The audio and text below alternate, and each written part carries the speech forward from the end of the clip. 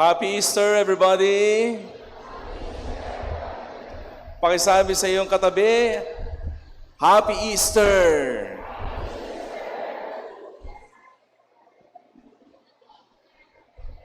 Sabihin mo sa kanya, mabuti gumising ka.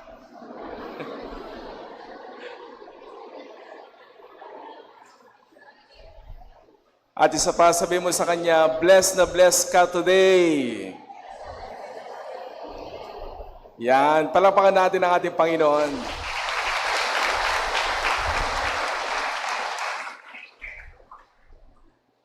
Kapag hindi ka Katoliko, kapag hindi ka Pilipino, itong ginagawa natin ay napaka-weirdo. Amen ba yan? Sino sa inyo yung naglagay ng napakaraming alarm para lamang magising ng alas 3 ng umaga? Yan, ang dami ano. Ako, sabi ko dun sa mga sakristan, pakikatok yung aking office kasi doon ako matutulog. Kasi kung doon ako sa taas, I'm sure hindi ako magigising.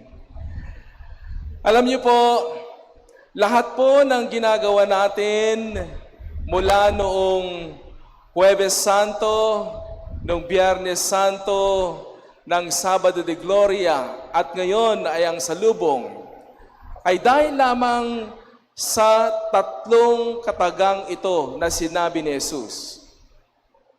Hindi lamang pala isang tatlong kataga. Sabi na isang sentence. Ang sabi ni Jesus, doon sa huling hapunan, sabi niya, do this in memory of me.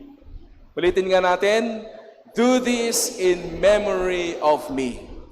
So sabi niya, alalahanin niyo ito bilang, gawin niyo ito sa pag-alaala sa akin. Alalahanin niyo ng lahat ng kanyang mga ginawa. Kaya itong pagsasabuhay natin sa kanyang pagpapakasakit at muling pagkabuhay ay bilang pagtalima natin dun sa kanyang sinabing, gawin niyo ito bilang pag-alaala sa akin. At gaano nakatagal itong salitang ito ng ating Panginoon? Mahigit 2,000 taon na ang nakalipas. And yet, we are still remembering what happened to Jesus. And hindi lang natin inaalala, isinasabuhay pa natin ang ating pananampalataya sa pag-alaala sa kanyang mga huling araw dito sa mundong ibabaw. Kung hindi yan milagro, hindi ko alam kung anong tawag ninyo dito. Sapagat marami nang dumaan na mas kilala pa kaysa kay Jesus. Pero bakit hindi natin sila naaalala? Pero si Jesus, dahil sa kanyang sinabing ito, ay ang buong mundo, hindi lamang sa Pilipinas, but the whole world is celebrating what we are celebrating here in the Philippines. It's the same. Lahat ng ating liturgy, they're all the same all over the world. My brothers and sisters, if you just imagine, kung inyong iisipin, that is truly a miracle. And only God can do that. Because we believe na ang ating Panginoon ay Diyos na makapangyarihan. Amen ba yan? Ngayong umaga ay meron tayong misa para sa salubong. Ito po ay hindi misa para sa muling pagkabuhay. Kapag po kayo ay nagsimba ngayong umaga, alas 5 ng umaga, kailangan nyo pa rin magsimba mamaya para sa ating Easter Sunday. Pero kung kayo po ay nagsimba kagabi, hindi nyo na kailangang magsimba para sa ating Easter Sunday. Sapagkat yung ating narinig kanina na readings ay iba kesa yung mga readings mamaya. So, ang misang ito ay nakatuon kay Mama Mary, no? Sa ating mahal na ina. Sapagkat ang ating mahal na ina ay talaga namang bit-bit niya lahat sa kanyang puso ang pag-asa na ang kanyang anak ay muling mabubuhay. Imagine mo, noong si Mother Mary na nagpakita sa kanya ang anghel, anong sabi sa kanya? Magalak ka, Maria, sapagkat ika'y magdadalang tao. Arang yung ipagdadalang tao ay anak ng Diyos. No? Imagine mo at the age of 14, 15, ito yung kanyang maririnig. Hindi pa niya naiintindihan kung anong mangyayari sa kanya. Pero anong sinabi ni Maria? Sabi niya, may your will be done. Your handmaid is ready to do your will.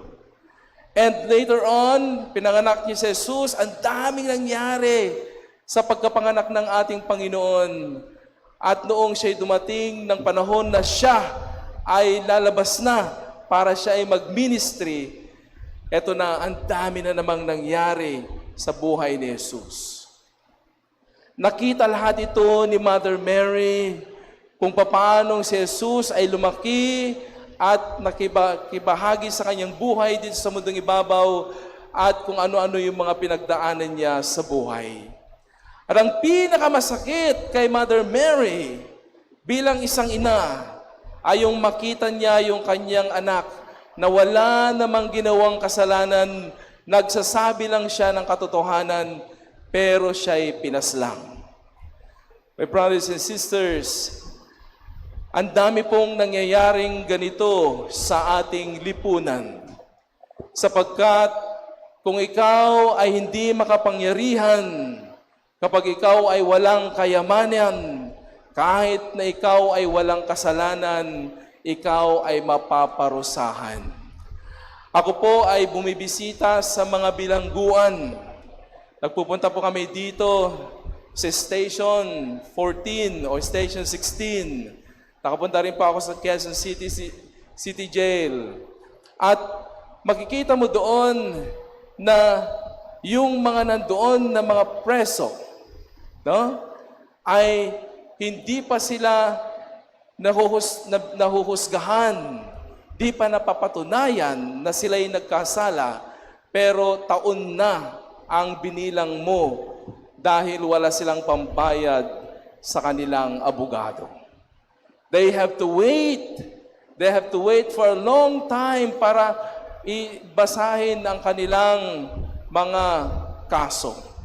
So there's injustices happening around. And Mother Mary knows this. Kasi alam niya na si Jesus ay walang kasalanan. Alam niya na walang ginawang masama ang kanyang anak. Pero bakit pinaparusahan si Jesus?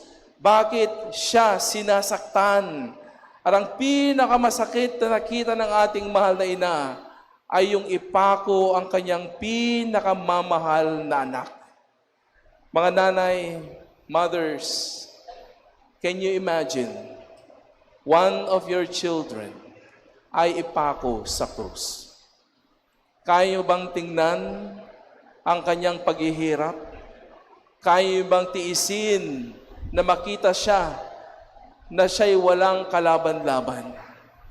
Ito yung kapag titingnan natin si Mama Mary, ito yung dahilan kung bakit siya merong maitim na tela sa kanyang ulo sapagkat siya'y naglulugsa, sapagkat ang anak niya ay pinatay na walang kalaban-laban.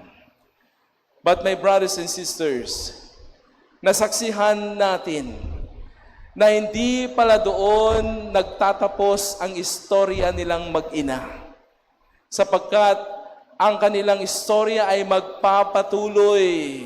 At ang pagpapatuloy nito ay isang istorya ng kamangha-mangha at kagalakan.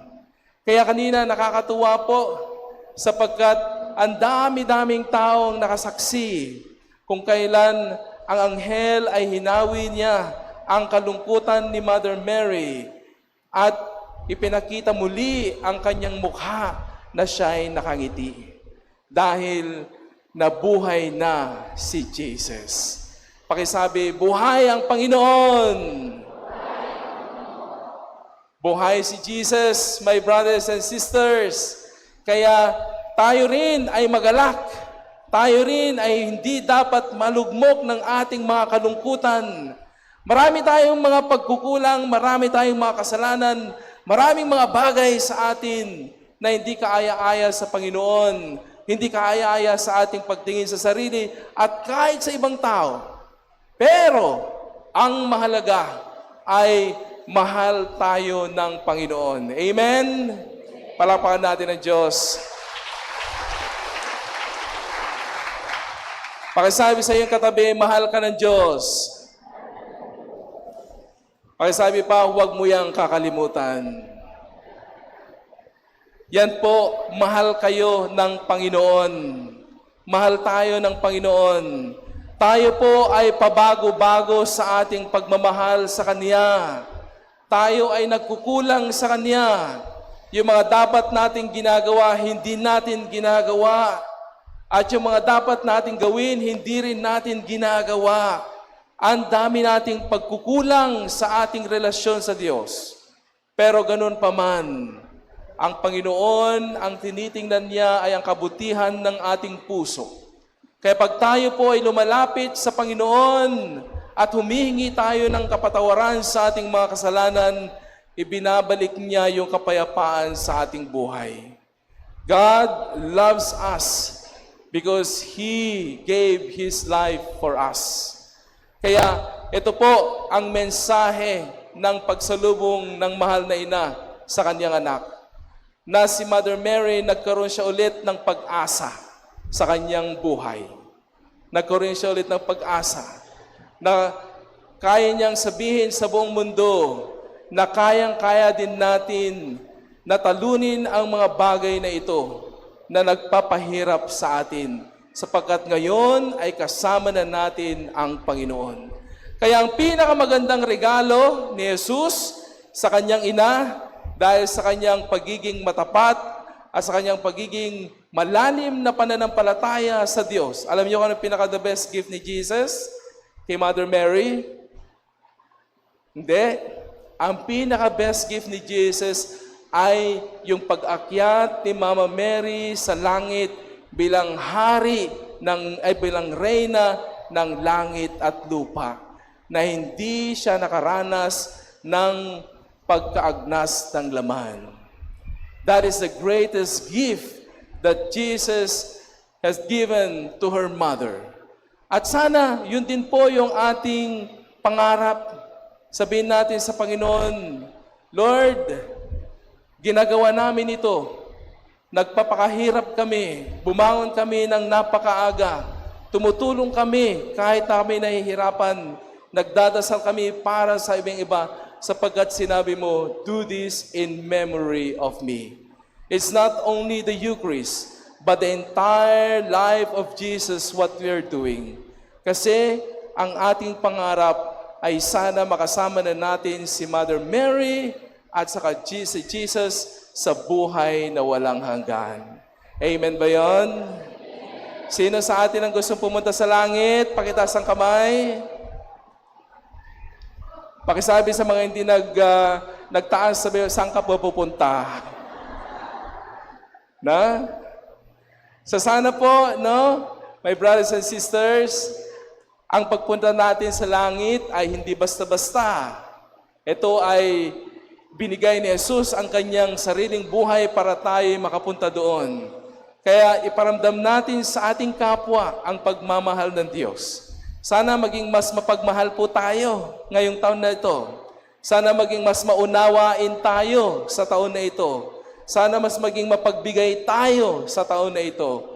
At sana maging mas mapagpatawad tayo sa taon na ito.